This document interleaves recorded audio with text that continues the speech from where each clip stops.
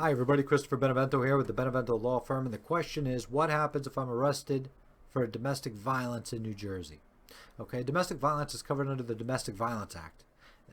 And what happens is that if you're in a qualified relationship, typically husband, wife, boyfriend, girlfriend, that type of thing, and you commit one of, I think it's 16 now, enumerated crimes within the Domestic Violence Act against the other person, that's considered domestic violence. Those crimes are, the common ones are assault, kidnapping, rape, sexual assault, harassment, stalking, cyber harassment. And what happens is that the police will charge you. Law enforcement is typically going to charge you. And then the alleged victim could also get a temporary restraining order against you. All right. So what you end up having is two separate cases. One's a criminal charge against you that you have to fight in the criminal court, either municipal court or superior court. And then the other one is a family issue dealing with domestic violence and the restraining orders. That's going to be held in family court. You're going to have a final restraining order hearing. So you really have to address both of these cases at once, and that's a lot. Dealing with a family court final restraining order hearing, which is a summary proceeding, and dealing with criminal charges that are on top of that, you really need to have an attorney for. The second issue is that they're not mutually exclusive, okay? You could win one, lose the other, all right, or vice versa.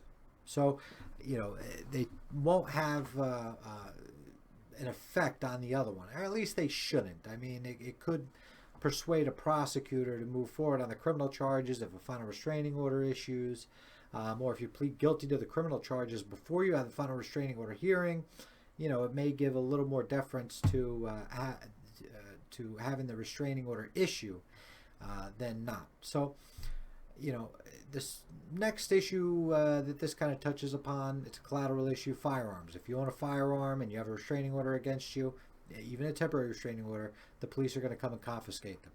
All right. The next thing I want to talk about is whether or not the victim wants to go forward. So a lot of times people think, well, the victim doesn't want to go forward, or the alleged victim doesn't want to move forward, the charges are going to get thrown out. Not necessarily. If the state theoretically wanted to move forward with the charges and they feel that they have enough of a case to go forward without the victim's testimony, such as there were witnesses and such, they could move forward.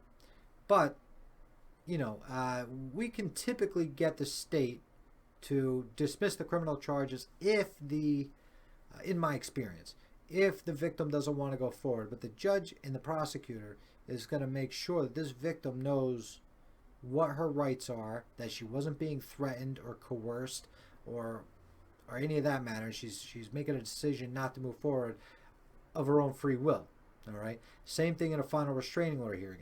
If a victim does not want to move forward with a final restraining order hearing, and issue a final restraining order, the judge is going to make sure that that victim's acting out of her own free will and not being coerced or threatened.